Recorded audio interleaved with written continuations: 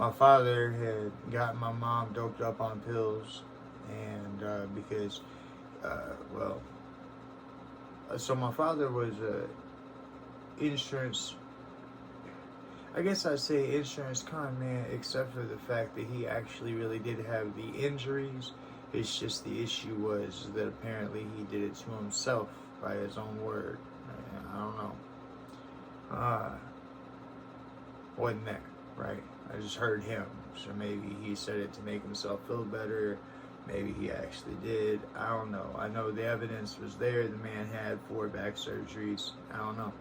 Well, nonetheless, though, he used his pills at the time was Quaaludes. That was a pill back in the day. In case any of y'all don't know that, that's not just an alcoholic drink that they. And so, so what you call it? So to finish out the story about my mom and dad, this is something that my father had apparently did before when he was sent to Vietnam. I guess he volunteered to go back over and had his wife set up so that his wife would be ran into the ditch or be ran off the road, whatever.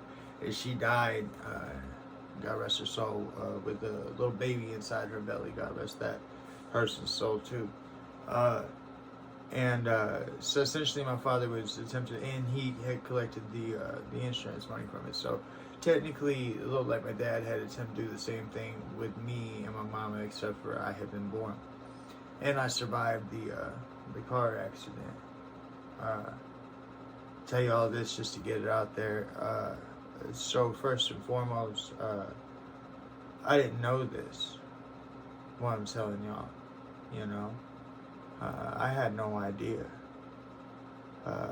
So for most of my life, I had tried to live up to the expectation and the wanting to gain respect from my father, who I put up on a pedestal. Now, y'all will see in later photos. I have my father's urn sitting right on my altar, and there's a reason for that. My father's urn has a grizzly bear on it. Thought I had a father. Thought I had a decent father, and come to find out that. So, like I mentioned, May 5th last year, 2022, or May 5th this year, whatever, 2022, I had 2 grand mal seizures. And so I remember the day very well. Like, I remember riding in the car, and I remember knowing that there was somebody in the back seat, and it was a man. I still to this day, I don't understand why I would have been in the front seat, but not the man. I guess unless my mom didn't trust the person. I don't know. Maybe it was all set up. And who was the man? Where are the medical records from what happened? I don't know. And what I mean by that is that while my body clearly while my body was in the wreck, and while I still have trauma to this day from it, I looked over to the right of me, and there was this blonde lady. And she was kind of dressed like a nurse. She looked professional, but she looked like a nurse. And she was very pretty. And she kept asking me about my elbow. And I didn't figure out why she was asking me about my elbow until later in life, when I was having a conversation with Death, which we'll get to. But she kept asking me about my elbow. And it doesn't make any sense, because my head, this whole side, impacted the dashboard at highway speeds when Mom went down into the ditch on purpose. And so it doesn't make any sense for her to be asking me about my elbow. But also, I was 6 months old, so how could I be having a conversation with somebody?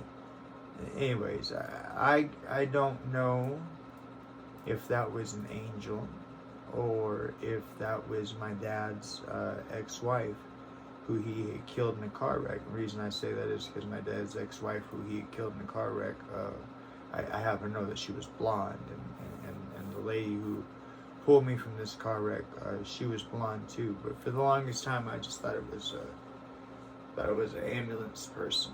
I wasn't sure. I don't know. But no matter what, I have experienced angels because during this year and a half that I was outside of my body, you see, I would be in the room. I was always around my body, but I was always around my parents. And I would speak. I want to tell you, I would speak to them, as in they would respond.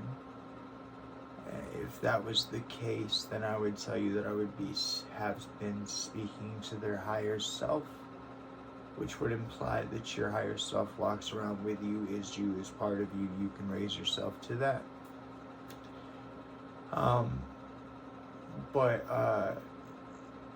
I don't really feel that it was a one-sided conversation. I don't really feel that I was speaking at them. But I do know that my body would sit in the corner, and that it seemed putrid to me. I was running through a field, and there was a little girl behind me, a little blonde girl, I think. And she was chasing me, and we were giggling, and I was giggling, and I was having a good time. And then the next thing you knew, everything just went black, just like lights out. No awareness whatsoever, but a voice. And I could hear this voice tell me that, we're sorry, Jerry. Looks like that didn't work. We'll try something else next time. Okay? So now in my adult life at 36 years old, my hardware is solid, right? Like when you do an MRI on me, or a CAT scan or whatever, all of my hardware is solid. But I have epilepsy in the right hand side of my brain, right here, where that dent is, where the crack is. And so the neurologist, when he looked at my CAT scan MRI, he was like, well, I don't understand why we're doing an EEG on you, but it's recommended. So I see nothing in your CAT scan to say, or MRI to say that you have any sort of issue. So, but here we go. And so when you put me through seizure tests, when it gets to the flashing lights, I get epilepsy right here, and it doesn't cause me to go into a seizure. At least I didn't go into a seizure during my test, but you can actually see the crack in my skull, my trials and tribulations, and who I became and who I came out of being, and so on later in life. Because you got to realize that God knows all things, past, present, future. And so, you're not the writer of destiny, right? God is.